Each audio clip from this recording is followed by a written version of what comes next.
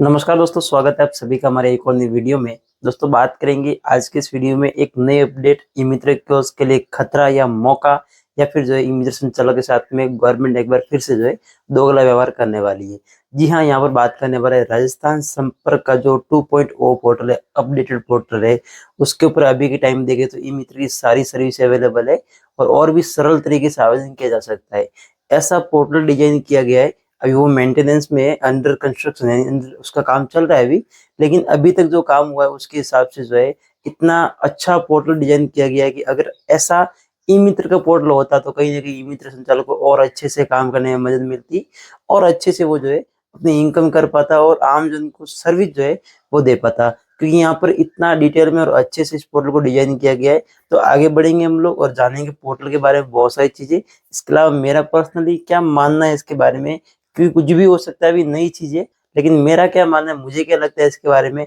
पूरी जानकारी दूँगा, तो वीडियो में लास्ट तक बने रहिएगा। सो आगे बढ़ते हैं कंप्यूटर की स्क्रीन पर। जैसे कि आप यहाँ पे देख सकते हैं कुछ इस तरह से ये पोर्टल है और सबसे पहले मैं आपको सबसे मेन चीज़ बता देता हूँ, तो मैं डिस्क्लेमर लिखा हुआ आता है स्क्रीन के ऊपर, जिसमें कि बताया गया कि this site is currently in trial and testing phase, यानी कि यहाँ पे कुछ भी हो सकता है और कभी भी हो सकता है। ये टेस्टिंग चल रही है खाली, तो उसके ऊपर ज़्यादा हमें जो ध्यान नहीं देना अभी फिलहाल। लेकिन यहाँ पर जो-जो चीज़ें समझ आ रही है, क्योंकि हमें कहीं न कहीं पहले से सोचना ज़रूरी है, समझना ज़रूरी है कि अगर गवर्नमेंट के माइंड में क्या चल रहा है, क्योंकि गवर्नमेंट तो कभी भी हमें बताने वाली नहीं है सामने से, कभी भी कोई सर्विस आती है, कभी कुछ भी होता है, तो पहले से ऐसी गाइडलाइन या फिर प्रॉपर जो है नोटिफ़िकेशन नहीं मिलता, जिसकी वजह से कहीं न कहीं लास्ट में जाके ई-मित्र संचालक को ही परेशान होना पड़ता है, बलि का बकरा उसी को बनाया जाता है। तो इस पोर्टल का पहले जो यूज़ था, वो सिंपल सा है कि यहाँ पर आप जो है कंप्लेंट कर सकते हैं, जैसे कि आप सभी को पता है, किसी भी समस्या के लिए आप कॉल के माध्यम से भी कर सकते थे, ऑनलाइन पोर्टल के माध्यम से भी, मोबाइल ऐप के माध्यम से ही।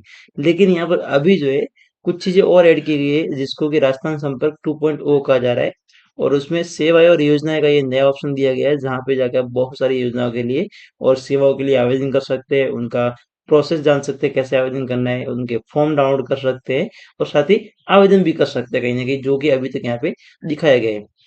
बाकी यहाँ पर हम बात करेंगे कि इसके पीछे की जो मेन चीज़ है, मेरा क्या मानना है उसके बारे में, क्योंकि मैंने कुछ-कुछ चीज़ें यहाँ पे देखी है। तो सबसे पहले हम जाएँगे यहाँ पर राजस्थान संपर्क और यहाँ पर लिखा हुआ है कि अधिक जानकारी के लिए यहाँ पे क्लिक करें कि राजस्थान संपर्क आखिर है क्या, इसका उद्देश्य क्या है। तो सबसे पहली चीज़, राजस्थान सरकार जो है उसके द्वारा नागरिक केंद्रित शासन के तहत परिवर्तन लाने के लिए समर्पित है। इसके लिए राजस्थान सरकार पारदर्शिता सुनिश्चित करने के लिए शिकायतों को कम करके नागरिक नागरिक सेवा वितरण में उत्कृष्टता लाने के लिए लगातार प्रयासरत हैं और इसी संदर्भ में अब परिवार या फिर शिकायत निवारण के लिए केंद्रीय मंच राजस्थान संपर्क 2.0 बनाया गया, यानी कि सिंपल है। अब इसका उद्देश्य यहाँ पे लिखा हुआ आप देख सकते हैं कि शिकायत के निवारण के लिए और केंद्रीकृत मंच राजस्थान संपर्क जो इसको बनाया गया, यानी कोई अगर कोई बात है, कोई शिकायत है, उसके निवारण के लिए, जिसमें सेवा और योजनाओं के लिए आवेदन की सुविधा के साथ सभी विभागों के लिए सेवा वितरण प्रणाली की निगरानी और सुविधा पर मुख्य ध्यान देने के साथ सेवाएं प्रदान करना,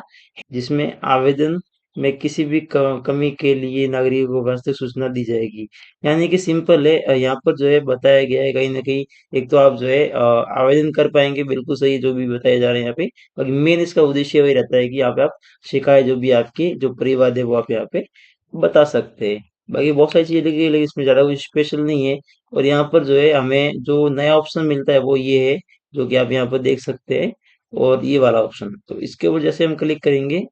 तो यहाँ पर आपको जो है पता चलेगा, जैसे सेवाएँ और योजनाएँ, आवेदन भी कर सकते हैं, यहाँ से उसका स्टेटस भी देख सकते हैं। तो फिलहाल हम जैसे आवेदन वाले ऑप्शन पे क्लिक करते हैं, तो यहाँ पर अलग-अलग कैटेगरी के हिसाब से भी आप सर्च कर सकते हैं। ये सर्विस यहाँ से सर्च होगी, यहाँ पे योजना है कोई, तो उनका भी योजना है कोई अपडेट नहीं है ज़्यादा यहाँ पे। और साथ ही सेवाओं के बारे में बात करते हैं, यहाँ पर कुछ-कुछ सेवाएँ अपडेट हुई है, बाकी बहुत सारी आने वाले समय में हो जाएगी। अभी ट्रायल पीरियड में तो ज़्यादा नहीं कह सकते, लेकिन यहाँ पे मूल निवास प्रमाण पत्र, जाति प्रमाण पत्र, ये फिर और अपना पिछड़ा वर्ग का है, यानी पिछड़ा वर्ग का राज्य, केंद्र का भी यहाँ पे दिया हुआ ऑप्शन। तो ये सारी चीज़ें आप जो है कर सकते हैं। मैं आपको सिंपल सी बताऊँ ना, अभी इस पोर्टल के ऊपर इतना अच्छे से चीज़ें दी गई, जैसे मान लो मूल निवास प्रमाण पत्र हमें बढ़ाना है, तो इसके ऊपर क्लिक करेंगे, फिर यहाँ पे देखिए परिचय में पूरा इसका परिचय दिया हुआ है, फिर इसका क्या पात्रता है, कैसे बनेगा, क्या उसके लिए ज़रूरत पड़ती है, क्या-क्या डॉक्यूमेंट लगते हैं और साथ ही यहाँ पर सारी चीज़ें, यहाँ तक कि यहाँ पे व्हाट्सएप सपोर्ट का भी ऑप्शन दिया है, कॉल बैक का भी ऑप्शन दिया है, जहाँ से आप जो कॉल बैक कर के लिए रिक्वेस्ट डाल सकते हो, कॉल आ जाएगा, आप वहाँ से और भी जानकारी ले सकते हैं। तो यहाँ से आवेदन करने का भी ऑप्शन दिया हुआ है। और साथ ही जो यहाँ पे आप जो है फॉर्म वगैरह भी डाउनलोड कर सकते हो, कुछ कुछ कंडीशन में ऐसा ऑप्शन दिया हुआ है, जैसे मूल निवास प्रमाण पत्र का फॉर्म यहाँ पे डाउनलोड हो जाएगा। ये जो जानकारी के लिए और इस वाले पे क्लिक करें तो डाउनलोड वाले सारे ऑप्शन आ जाएंगे, जैसे मूल निवास है, जाति प्रमाण पत्र है, और इसके लेटेस्ट जो फॉर्म है वो यहाँ से आप डाउनलोड कर सकते हैं। मैं आपको सिंपल भाषा में बताऊं तो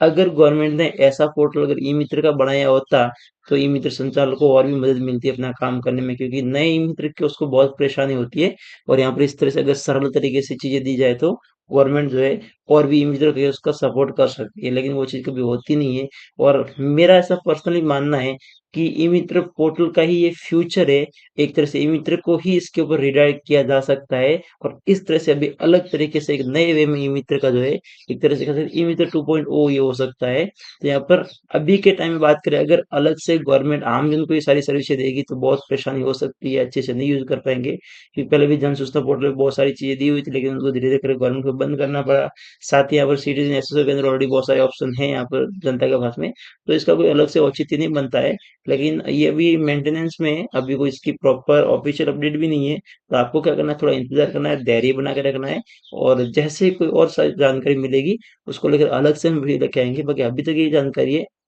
हो ना हो इसको जो है ये जो न्यू मित्र भी जो है लिया जा सकता है, इस पोर्टल को काम में लिया जा सकता है। अभी मेंटेनेंस में कुछ भी हो सकता है, तो अभी किसी भी तरह से कोई राय आपको नहीं बनानी, बस इंतजार करना है और देखना है क्या कुछ होगा। और चैनल को सब्सक्राइब करके बेल आइकन प्रेस कर दीजिए, ताकि जैसे ही कोई और नई अपडेट आती है, कुछ चेंजेस आते हैं यहाँ पे, या फिर गवर्नमेंट की तरफ से कोई अपडेट आती है इस पोर्टल को लेकर, तो अलग से वीडियो के माध्यम से आपको जानकारी मिल जाएगी। सो बस दोस्तों, आज के इस वीडियो में इतना ही। आपके बहुत सारे सवाल आ रहे थे, बहुत सारे वीडियो बन रहे थे, सोचा आपको जानकारी दे दे इसके बारे में। उम्मीद करूंगा वीडियो पसंद आया होगा। अगर जानकारी अच्छी लगी तो वीडियो को लाइक कर दीजिए, चैनल को सब्सक्राइब करके बेल आइकन प्रेस कर दीजिए, ताकि जैसे हम नए वीडियो लेके आएंगे तो उसका नोटिफिकेशन आपको सबसे पहले मिल पाए। सो बस दोस्तों, आज की वीडियो में इतना ही, मिलते हैं नेक्स्ट वीडियो में, तब तक के लिए जय हिंद, जय भारत।